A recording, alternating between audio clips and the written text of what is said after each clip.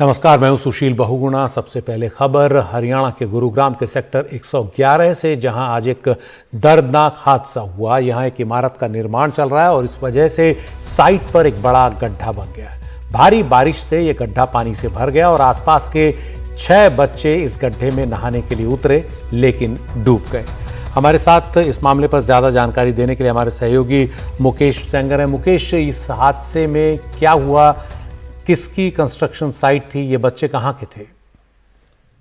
देखिए, ये गुड़गांव का सेक्टर 111 है और सेक्टर 111 में एक खाली प्लॉट टाइप का पड़ा हुआ है, जिसमें पहले से पानी भरा हुआ था और बारिश के बाद चूंकि कल से लगातार बारिश हो रही है तो काफी ज्यादा पानी भर गया था।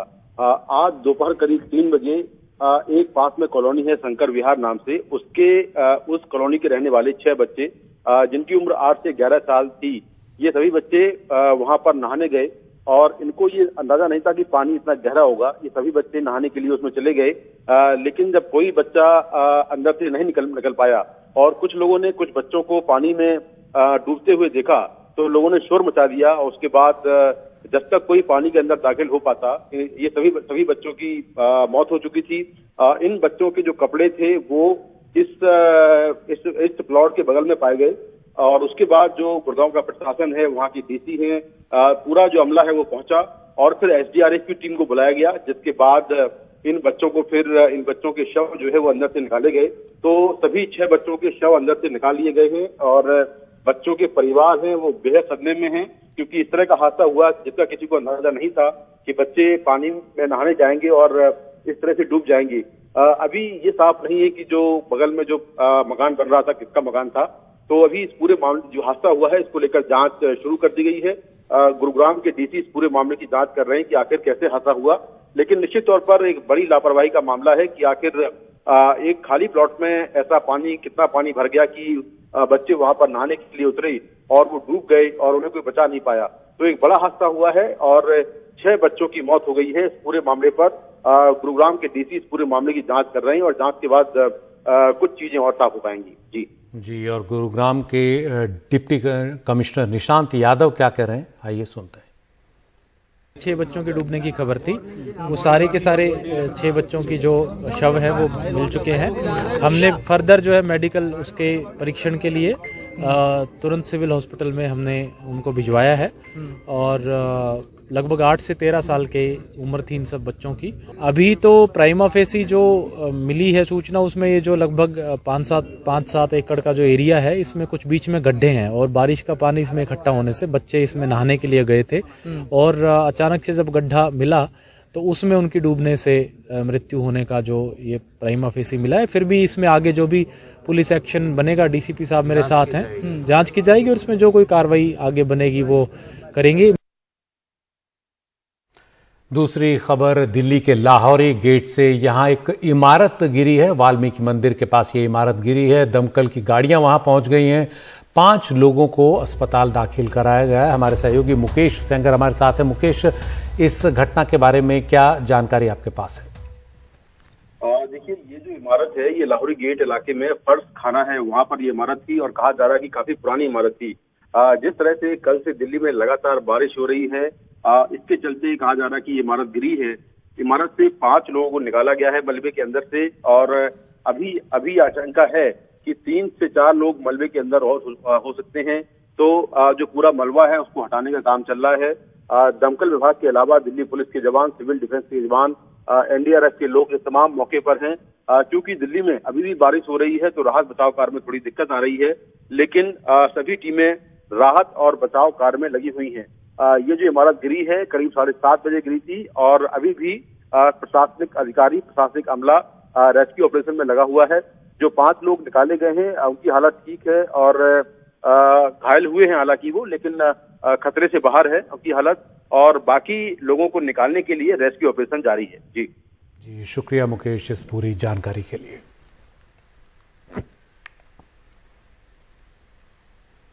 गुजरात और हिमाचल प्रदेश चुनाव की तैयारी में जुटी आम आदमी पार्टी के लिए दिल्ली में उनके जिस मंत्री का एक बयान मुसीबत खड़ा कर रहा था, उस मंत्री राजेंद्र पाल गौतम ने अपने पद से आज इस्तीफा दे दिया। राजेंद्र पाल गौतम केजरीवाल सरकार में समाज कल्याण और अनुसूचित जाति जनजाति से जुड़े मामलों के मंत्री थे। अक्टूबर को दिल्ली में 5 अक्टूबर को दिल्ली में बौद्ध दीक्षा कार्यक्रम में हिंदू देवी देवताओं को न मानने की उनकी एक शपथ को बीजेपी ने हिंदू देवी देवताओं का अपमान बताकर प्रचारित किया। उस आयोजन में डॉक्टर भीमराव अंबेडकर की 22 प्रतिज्ञाओं के तहत यह सामूहिक शपथ ली गई थी कि मैं रामकृष्ण को ईश्वर नहीं मानूंगा और न ही कभी उनकी पूजा करूंगा। इस पर बीजेपी ने आरोप लगाया कि केजरीवाल के इशारे पर हिंदुओं की भावनाओं को आहत किया जा रहा है। आज इस्तीफा देने के बाद राजेंद्र पाल गौतम ने कहा कि जिस शपथ पर बीजेपी को आपत्ति है उसे हर साल करोड़ों लोग लेते हैं। उन्होंने कहा कि मैंने किसी का अपमान नहीं किया, मैं सभी धर्मों का आदर करता हूं, लेकिन हमें किसी भी हालत में देश को बचाना है और उसके लिए जो भी जरूरी हुआ हम करेंगे। बौद्ध धम्म दीक्षा का आयोजन हुआ था। वो आयोजन दीक्षा दिवस पर पूरे देश में हजारों जगह पर होता है और उसमें करोड़ों लोग उसमें शामिल होते हैं। हमारे करोड़ों लोग ये दीक्षा, बौद्ध धर्म की दीक्षा लेते वक्त उन 22 प्रतिज्ञाओं को दोहराते हैं। उन्हीं 22 प्रतिज्ञाओं को भारत सरकार, मोदी जी की खुद सरकार ने doctor Ambedkar life and speeches के अंदर वॉल्यूम 17 में छपवाया है और उन्होंने ही नागपुर की दीक्षा भूमि में शिलापट्ट पर वो सारी 22 प्रतिज्ञाएं लिखवा के लगवाई हुई हैं। गडकरी जी भी जाते हैं, उसपे महाराष्ट्र के मुख्यमंत्री के तौर पर फडणवीस जी भी गए। उस पे भारत सरकार के दो मंत्री जो आज की डेट में केंद्रीय मंत्री हैं वो भी उस आयोजन में इस बार भी गए। मैं जो एक मंत्री के तौर पर जो समाज के हक अधिकार की लड़ाई को जिस मजबूती से रोड पे लड़ना चाहिए उसमें मंत्री के तौर पे कहीं ना कहीं बंदिश होती है, तो आज मैं अपने आप को मुक्त महसूस कर रहा हूं। मैं अपने समाज के हक अधिकार की लड़ाई को बेहद मजबूती से लड़ूंगा। ये जो मुझे धमकी दे रहे हैं ना, मैं इनसे डरता नहीं हूं। लेकिन बीजेपी के नेता इतने से ही संतुष्ट नहीं हैं। बीजेपी के नेता मनोज तिवारी ने कहा कि इस घटना के असली मास्टरमाइंड अरविंद केजरीवाल हैं। गली गली से आवाज उठी कि अरविंद केजरीवाल इस मिनिस्टर को सस्पेंड करो। सस्पेंड करना तो दूर, आम आदमी पार्टी ने अपनी पार्टी के तरफ से भी उसको पार्टी से निकालने तक का काम नहीं किया। ये है मिस्टर अरविंद केजरीवाल जी की पॉलिसी। ये देश संविधान कानून से चलता है।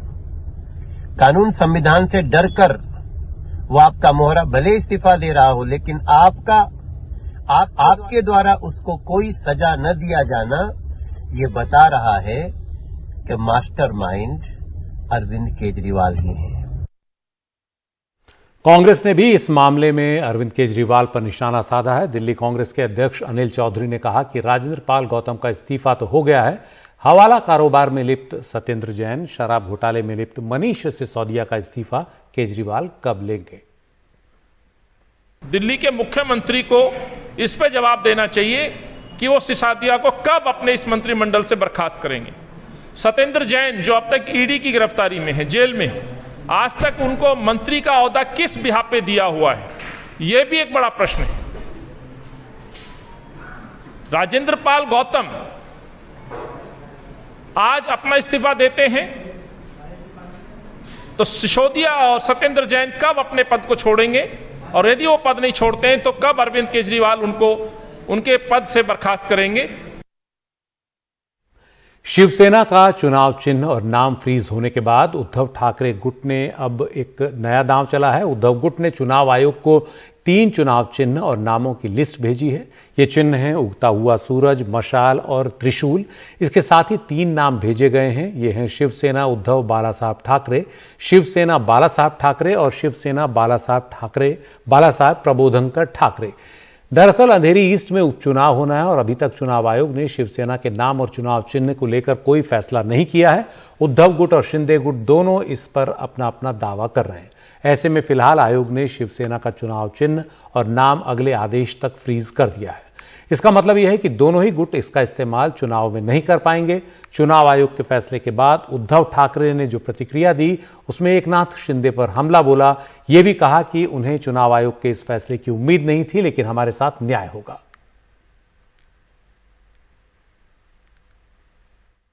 आता मात्र जरा अति व्हायला लागलेले आहे, कारण शिवसेना प्रमुखांचा मुलगा मुख्यमंत्री नको, मीच व्हायला पाहिजे, हे इथपर्यंत कोणाकोणाचे हट्ट किंवा मनसुबे असू शकतात, पण आता स्वतः शिवसेना प्रमुख व्हायला निघालेत, हे मात्र जरा नाही म्हटलं तरी अति होते। एक त्याच्यासाठी आवाका काय, किती काय, ही गोष्ट आपल्याला विचार करायची आहे. पुढचं काही बोलण्याच्या आधी मी आपल्याला सर्वांना धन्यवाद देतोय. ते एवढ्यासाठी देतोय. उधर एकनाथ शिंदे गुट के नेता कह रहे हैं कि उद्धव ठाकरे ने चुनाव आयोग का अपमान किया है. हम ऐसा समझते हैं कि इलेक्शन कमीशन एक कॉन्स्टिट्यूशनल अथॉरिटी है, उसका मान रखना चाहिए, ना कि उसके खिलाफ कुछ ट्वीट करना चाहिए. हमारा क्लेम आज भी कायम है. हम लोग हमारे पास जो डॉक्यूमेंट है वो लेके इलेक्शन कमीशन के पास जाएंगे और हमारा जो एक अधिकार है, क्योंकि हमारे पास मेजॉरिटी है, तो हमारा ये अधिकार है कि हमें वो चिन्ह मिले और उसके लिए हम पूरी कोशिश करेंगे.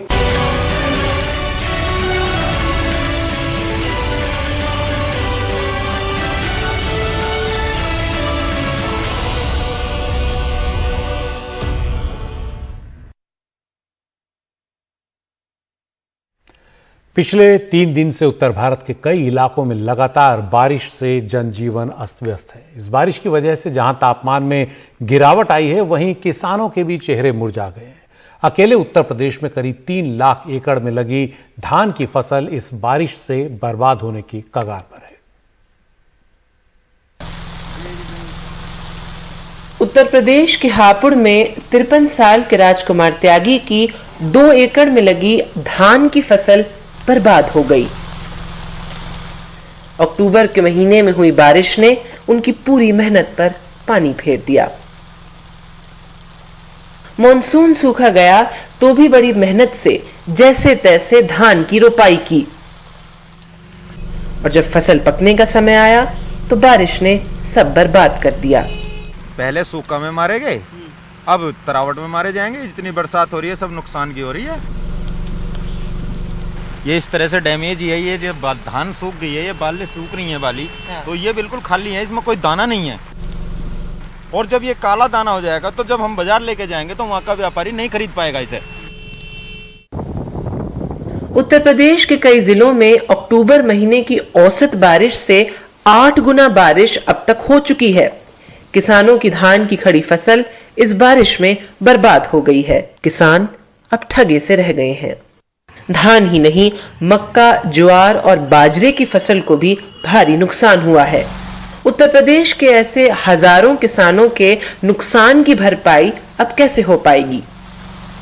खेतों में इतना पानी भर गया है कि समय पर गेहूं की बुआई भी मुश्किल लग रही है.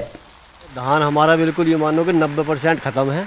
और जो हमने पॉलिसी कवर ले रखा है, उसे पॉलिसी कंपनी ये कह रही है कि बारिश पानी का हमारे यहाँ कोई क्लेम नहीं है. फिर हमें सरकार कहती है बीमा लो, बीमा कराएगा, क्या फायदा हुआ?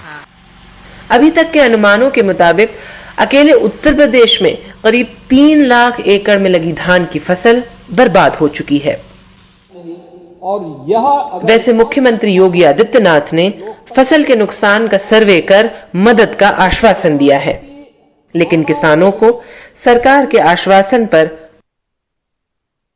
जनपद में अखबार के माध्यम से और दूसरे साधनों से प्रचार प्रसार किया गया है कि जिस किसान भाई का भी कोई क्षति होती है बारिश की वजह से, वो उप कृषि निदेशक कार्यालय, जिला कृषि अधिकारी, जिला उद्यान अधिकारी या जो एग्रीकल्चर इंश्योरेंस कंपनी के जिला समन्वयक हैं उनको सीधे बता सकते हैं, टोल फ्री नंबर पर दे सकते हैं, और उसके बाद सर्वे के बाद उनकी क्षतिपूर्ति दी जाएगी.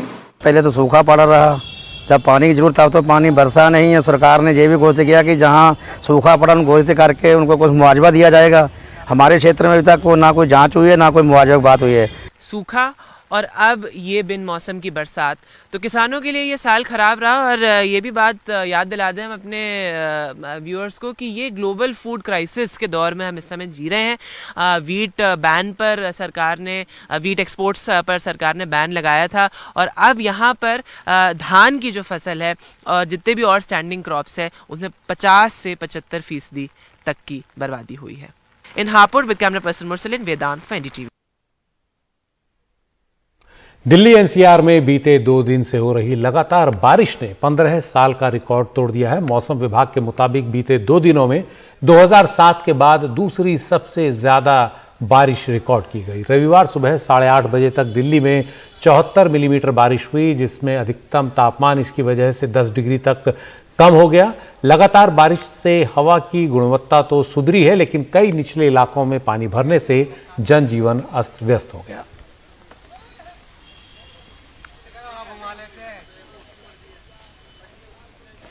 खबर पाकिस्तान से, यहां की राजधानी इस्लामाबाद के एक मॉल में भीषण आग लग गई। मीडिया रिपोर्ट्स के मुताबिक सेंटोरस मॉल की तीसरी मंजिल पर यह आग लगी, जो 20वीं मंजिल तक फैल गई। रिपोर्ट्स के मुताबिक आग की लपटें ऊपरी मंजिल तक पहुंची, जहां रिहायशी अपार्टमेंट्स भी